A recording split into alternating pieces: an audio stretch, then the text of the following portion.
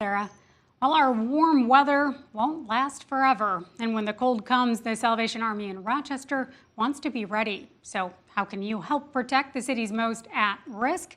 We're going back to KIMT News 3's Maureen Dudley to hear the answer from the nonprofit.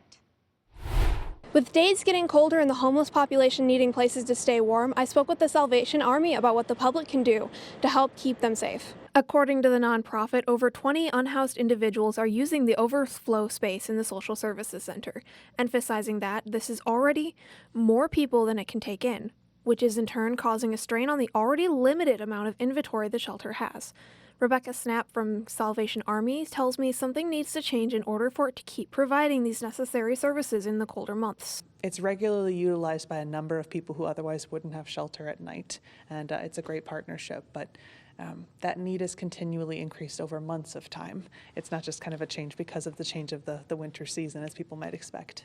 According to Catholic Charities of Southern Minnesota, there are between 65 and 70 guests checked in to the warming center each night, which is 40% more people needing shelter than last year. We have a lot of people that spend a lot of extended time outside, and when you think about spending a lot of time outside in 34-degree temperatures without a heavy winter coat, heavy winter boots, winter gloves, all those basic things that a lot of us take for granted, you start to realize that that is actually a safety issue for a lot of unsheltered people in this community. Snap says the Salvation Army is collecting coats and winter gear to distribute to those in need before it gets too cold out.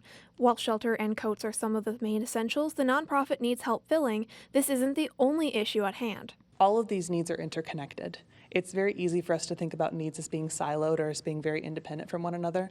But if we have a population of people that needs shelter, that needs housing, oftentimes they also need basic things like winter outerwear. They need things like a meal. They need things like health care. Snap says the goal anytime an unhoused person comes into the Salvation Army or the Landing MN, it's an opportunity to help connect them with the resources available. In Rochester, Maureen Dudley, KIMT News 3.